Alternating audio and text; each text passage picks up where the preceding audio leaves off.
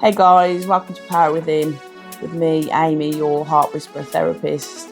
I'm a good wife. Vicky, I'm the queen of rapid hypnosis, Together with the Eastwoods, and we're going to be covering therapy, hypnotherapy, couples relationship therapy, hypnosis, and all the other shit in between. If it's current, if it's relevant, we'll be covering it. Stay tuned. Hey guys, welcome back to Power Within. Today's topic is boundaries and how we struggle to set them with families, friends, and any other relationships that we come across. Yeah, something that creeps up in a lot of our therapy work. And the other day I caught myself asking a lady who struggles to set boundaries as homework to now create some. Oh, okay. And she just says she's such a people pleaser that she's always struggled with it.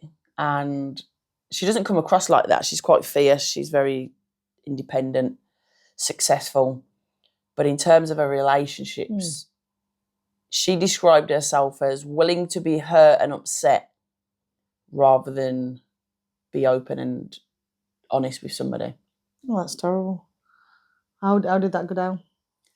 Well, I caught myself realising that boundaries are hard to set. And I think it's something that I say we, but I'll talk for me. I think I've struggled with boundaries probably for most of my life.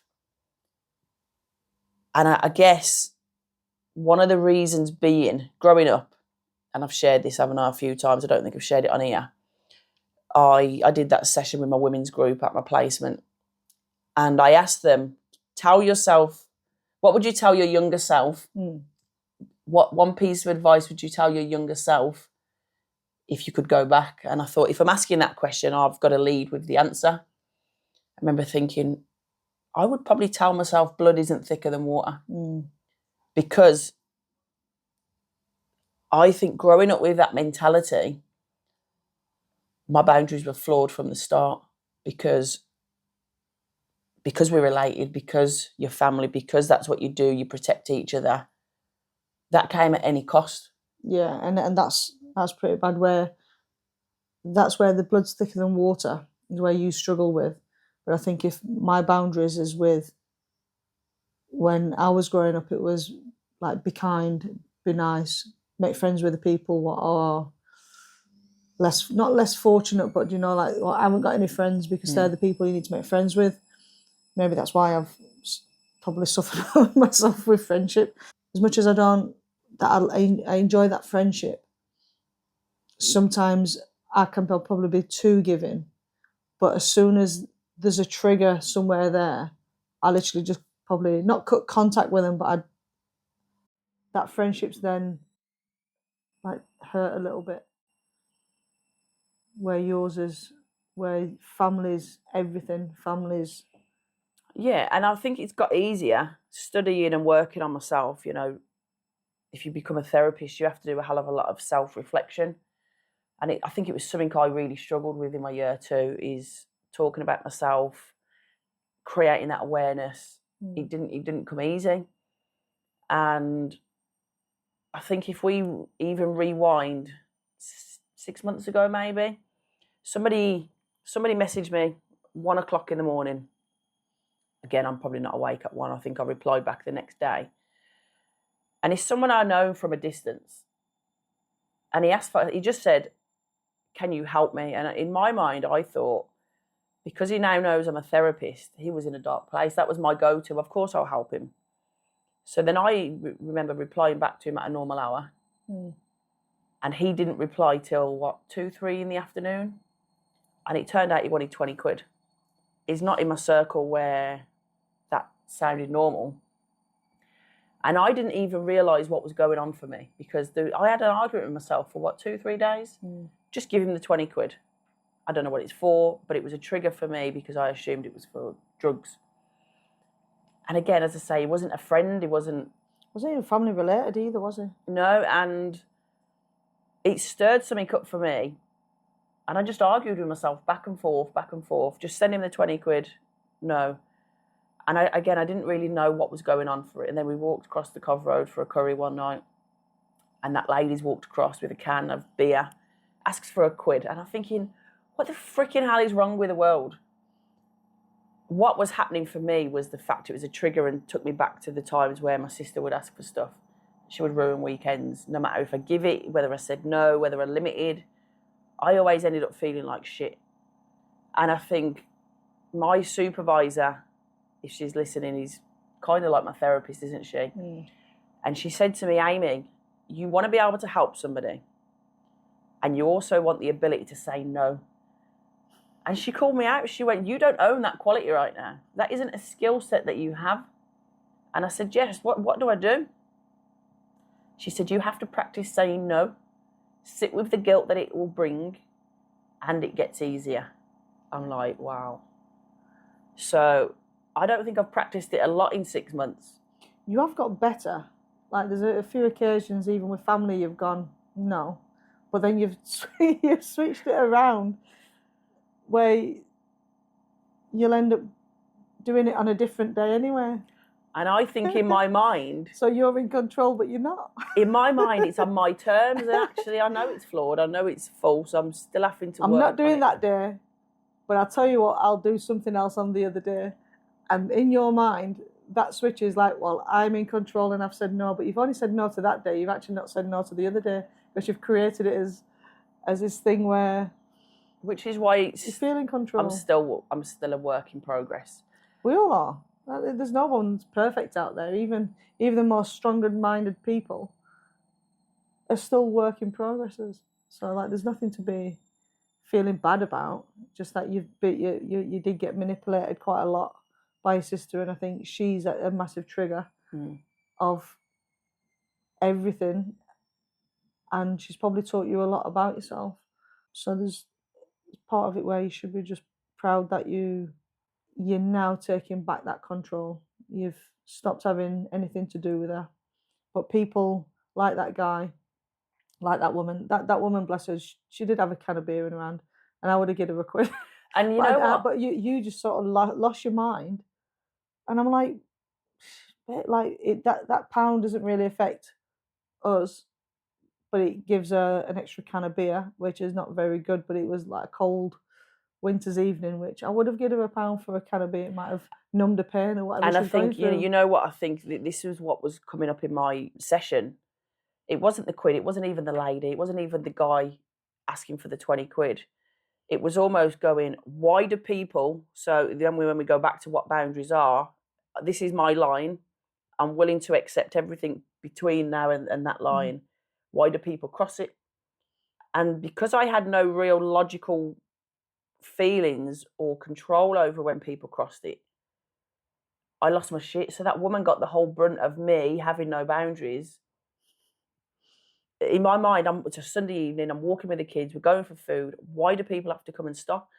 Another day, she might have asked me the same question and I would have been in a different headspace. Of course I would have given her a quid. I might have bought her some dinner. I might have done something, because she wasn't my problem. My problem is 10 years previous being manipulated because I didn't have boundaries. So I'm the problem. No. She got the brunt of it. Yeah, but you know, sometimes even when people are walking around, I did feel bad for the lady. I did, and I didn't even have any change to give her. I think we all have to take in consideration of, we don't know her path either. You know what I mean? She's probably been manipulated. She's on the streets with a can of beer, and that's her little saviour. And as I say, she just got the full brunt. And so I've had to learn to start saying no a little bit more, which is good. You've done well with that. It gets easier. Yeah, it does. There's a little quote what we've seen, which is quite nice, and this is about boundaries. But it's okay to outgrow the version that you've stayed quiet to keep the peace, which I do quite a lot of that. I always keep the peace with a lot of people. There's time that you silence yourself, you bite your tongue. You avoid confrontation, you let things slide, but not because of lack of strength, which that's me in a lot of, this is like me in a nutshell sometimes. I don't like confrontation because I don't like to argue. If I do need to, people get the worst of me. That's what I find. I feel like I've got no in between. So like, even I think what triggers me a little bit lately is our pool team. They piss me off every time I see them because they just take the piss. So I'm like coming to the point where it'll be the point where there's no return of that, me finding that modern ground with them. I probably do need to sit with them and just say, listen, guys, this is happening. But I go from being nice to them, having a bit of a crack with them, doing some hypnoing that around, and I've found that I've got better with them. But every time they just push the boundaries a little bit with the staff, and it's sometimes the staff's fault, but I end up losing my shit. So I do bite my tongue, but I bite my tongue that much. As soon as I lose it, I lose it on a, on a complete different scale, which I shouldn't do. And sometimes you keep the peace so you feel like you're safe. But growth means giving yourself permission to change that, which I feel like in the last probably 2 years, maybe 3 years, maybe 2 years, I've found that the change is happening a little bit with me where I am saying no to people. And I'm getting better with that. My time sometimes, so we haven't got much time, I managed to find it sometimes. Yeah, and that's the idea. That we want to be able to gift, like some of the therapy work we do is often with no charge. We want to be able to say, well, I want to do that because that's us. I think when somebody crosses the line and expects it, that's the middle ground. And I think the idea of today's topic is because it's so relevant in a lot of people. What we're doing on this podcast and the feedback we're getting already, like I'm proud of what we're doing. And one of the girls the other day that we know, she was in the bar and she said to me, this is like her therapy every week, without fail, where we think we might waffle on or bore some of you. This is her weekly therapy, and she looks forward to it. And the episode when we talked about energy and energy vampires specifically, something clicked for her. And she'll be listening now, and she's found a new boundary because she's spoke to a family member. She's effectively told them to piss off because she steals the energy. And she said, the problem is I've always felt belittled, humiliated, not important. But then she still gives. She still give and still give because why? Because it's family and she wants that connection.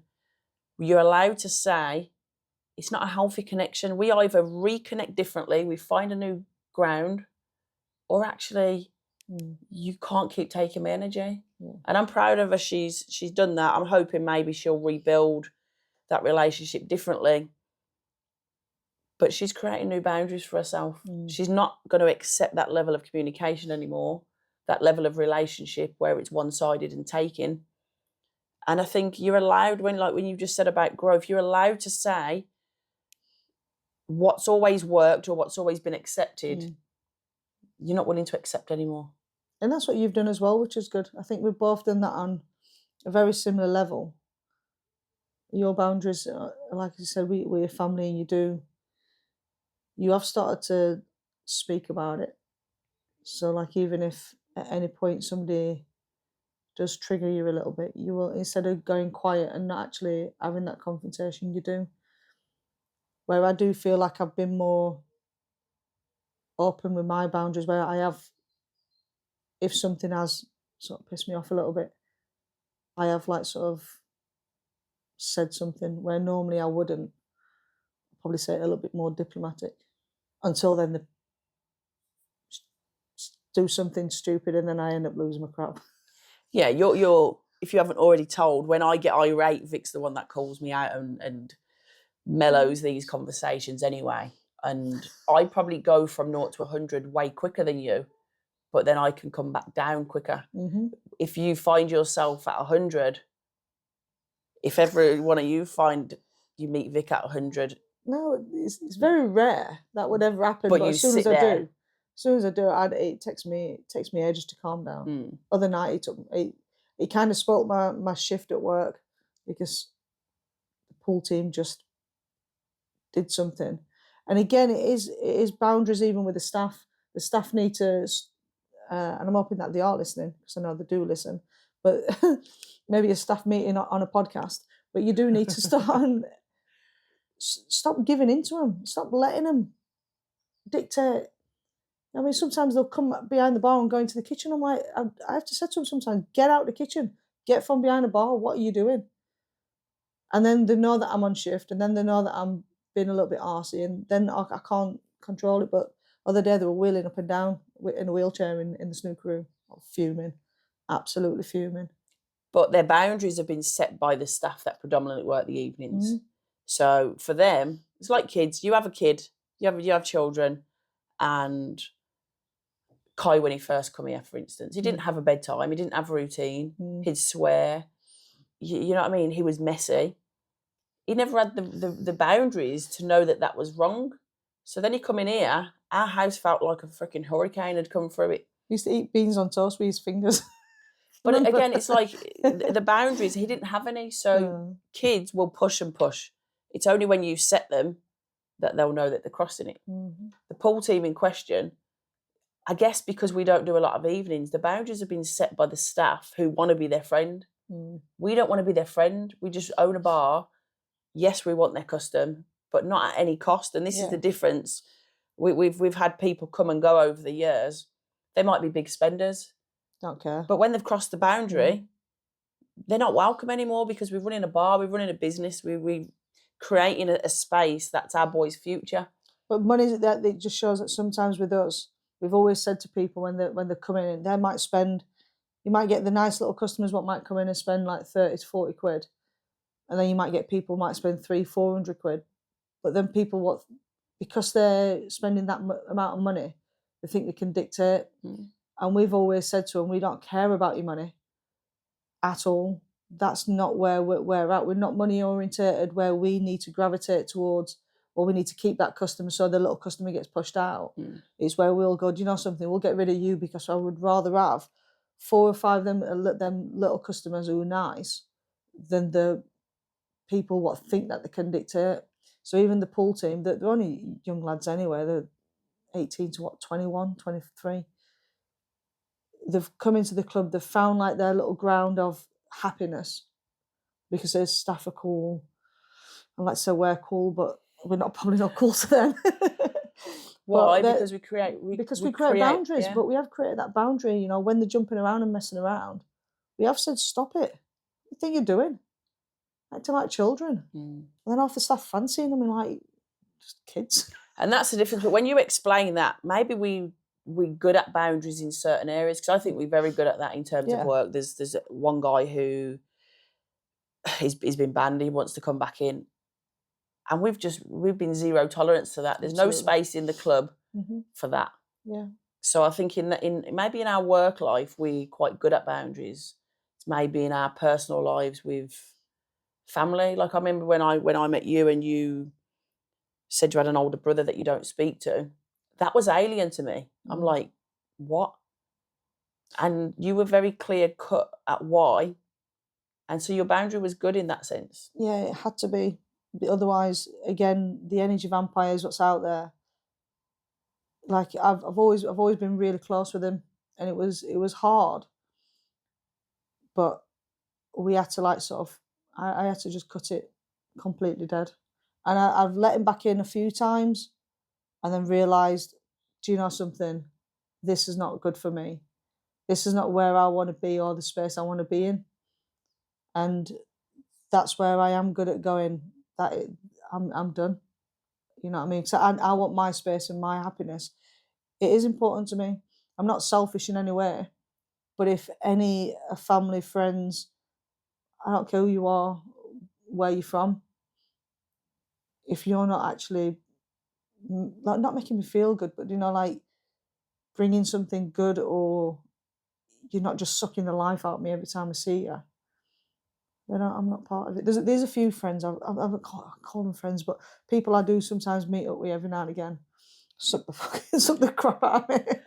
But I do that because I don't think they've got that many friends, so that's when I creep into that. Maybe that's a bad trait. That's where I should probably say no. But then I can't really do that because that's me being probably the kindness what I should give.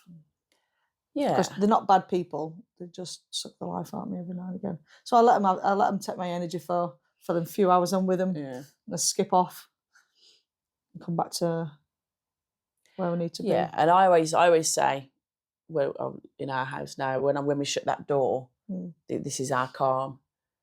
And I think we let less and less people in. Yeah, which is good. The last few years, and whether it's, I remember my tutor saying, you won't be the same person you are once you've finished the course, because you do evolve, you do realise your own triggers. Obviously, it took me a while with that guy, and it wasn't about him, it wasn't about the woman. Like, I felt bad a couple of days after, because that isn't how I would have spoke to her. I would have helped somebody out. I think it was a massive trigger for me, because the times, I go back to one of the weekends like it was yesterday, there was a time where I got a message for some money. And if you remember, my new boundary was, I'm no longer going to give you any money because it's not going on the right things. I think we had a bit of a, we didn't argue about it, but I did say, stop giving her money. If she's saying it's for food, give her food. And I think that's when your boundaries slightly changed and said, right, okay, I'm not going to give her money. So then you gave her food, but even the food wasn't good enough, because you even paid for a taxi to take it to the door. And that's, for me, probably something that will always trigger me, because it was so relevant. But I could imagine it like it was yesterday. And I said no to money, which sat guilty with me, because, okay, I can just ping a 20 quid across. It's not going to change our life. But it was never going to end. So I said, right, if the kids need feeding, if they need food, of course I'm always going to be here. So I did. We sent them fresh food cooked. We sent them some basic essentials, some snacks for the kids, and in a taxi. So it still probably cost us 40, 50 quid, but I didn't physically give her 50 quid. And the reply back was, they need proper food, and if forget it. I'm like, well, don't accept the taxi then. Then the next argument was, well, we need toilet roll, we need toiletries, we need this. And I can still feel that guilt now. That was, 8-9 years ago. So it isn't easy to suddenly create boundaries if you've never set them. Like my supervisor said, you have to sit with the guilt that it's going to stir up. But eventually it does get easier. Like, I often wonder, that relationship breakdown, could I have ever helped anymore? But the reality is, the help wasn't wanted. The help in the right sense wasn't wanted. So I have to let go of that guilt, because it's not mine to hold. And I often say that to my mum when she sits there and thinks, I'm a parent, could have done more. It's not her guilt to hold either. It's not her actions. We did, and we obviously, it popped up on the episode last week, we only can do what's in front of us. And I think we have to sometimes step out of the comforts and go, did a bloody great job. Yeah, absolutely. And I think it was nice that we took the kids on, but that was hard work for us, even as a relationship. Like, we had a boy what was really nice and calm, and then 2 kids what had never had any boundaries. And for us to try to set them boundaries with them, for them to teach them from the age of like 4 and 8 that this is what you need to do. And like, I think Kai says before, he went to the 11 o'clock shop and wanted a chocolate bar, and his dad just went, well, just take it. And he felt that was okay. So if he continued, that's how he would have continued to grow up, and his beliefs would be, well, that's okay and that's acceptable, because there's no real punishment to take that chocolate bar. What they're going to do, just shout at you. Like, the next episode we are going to do about identity theft, and that might end up crossing the line a little bit with that police can't actually do anything, no matter what you tend to do. People get away with so much these days. But the identity theft we can do on our next episode, and that kind of covers boundaries as well. So I think it'll be a good one, to listen to, because believe it or not, just to keep your grip for the next one, is identity theft is not illegal. It's not a recordable offence in the UK. So if anyone's watched the film Identity Theft and they're in America and he has to bring her back to a certain county or whatever, and his life almost depends on it, doesn't it? And great film. in the UK, it's not seen as an offence, but probably a little bit in depth to go into. But again, it was about manipulation. It was about boundaries. It was about, you will have somebody that will take and take and take until you say no. But when you say no, you'll feel like the bad one, and they'll make you feel like the bad one.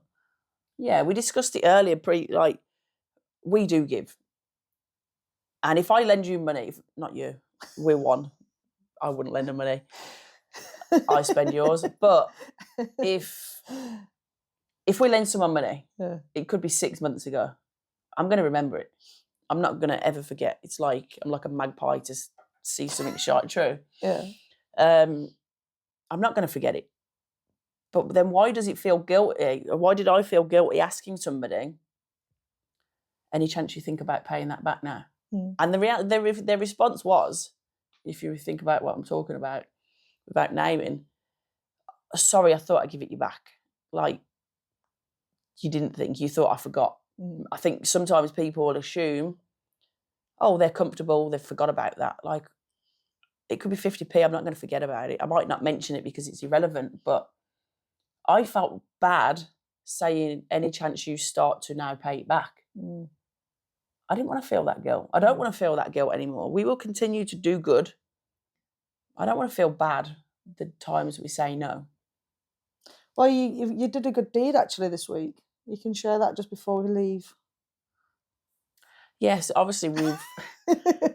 Sometimes they don't need to be mentioned, but yeah, one of our staff, she's going away. Well, she was booked to go to Portugal with a friend. She come into work yesterday, and she's always bubbling up there, isn't she? And she's like, oh, I'm not going. She's still excited, but she's telling me she's now not going because her friend's pregnant, so she's not going. I said, take your mum. She's like, oh, she won't come, you know, she's not got childcare and she's got work and so on. I said, tell her I booked her a flight. It's got to happen. And I think them things now just become second nature to me. Like, she was overwhelmed. I didn't really want that attention from her. But she's now taking her mum. She's now going away with her for 4 days. And I think... You booked her a little cheeky flight, which was nice. Yeah. Our staff are... They are important. And I always think, you know... They are very important to us, so... When we say about gifting and paying it forward, that will come back in another way. I think, for me, seeing her yesterday, she started nursing, she's studying, so she's doing a job, she's studying, she's been at hospital. She's going to see the most horrendous things. And there was an old, I can't even say old lady, my mum will be offended at that. This woman was 62, I think, but she's almost overnight got some form of dementia, and the daughter comes in and sees her and was obviously distraught. She's like, why is my mum looking like this? And I said to her yesterday in that moment, I says, right now you can go on holiday with your mum. All I did really, away from the money of the flight, all I did was steer a few cogs to make that happen. They'll have the best time. And I said to her, right now you can. Who knows in next year or 10 years or 20 years? It's not given, is it? And I think, I don't want to always spout about life, but I think you hear conversations and it becomes so relevant. Time's important, and you got to spend the time with the people what do give good, make you feel good. Yeah. And that's when we say about energy vampires and stuff like that. Sometimes you need to cut that dead, because otherwise you're never going to move forward and never be able to like succeed in the pathway you're wanting to go on, because the other ones are you're still gravitating to them people, and people are just not doing good for your soul, really. My soul is at peace. I say that like lightheartedly. Sometimes it's not. Of course, I think when we do the full circle of it, obviously, I don't know if my sister will be watching this. There's probably going to be backlash if ever she does. And I'm all right with that, because this is our truth. This is our experience from it. She's, if anything, give us a lot of material on our podcast because it's relevant. And I think for some other families out there, they'll hear the conversations, they'll go, yeah, that's me. and I'm working all week and I'm still funding a drug habit or I'm funding their lifestyle, and you don't want to. You're allowed to say, actually, I'm not going to do that anymore. Well, on that note, I'd like to thank everybody for listening again today, and we'll see you soon. Be safe.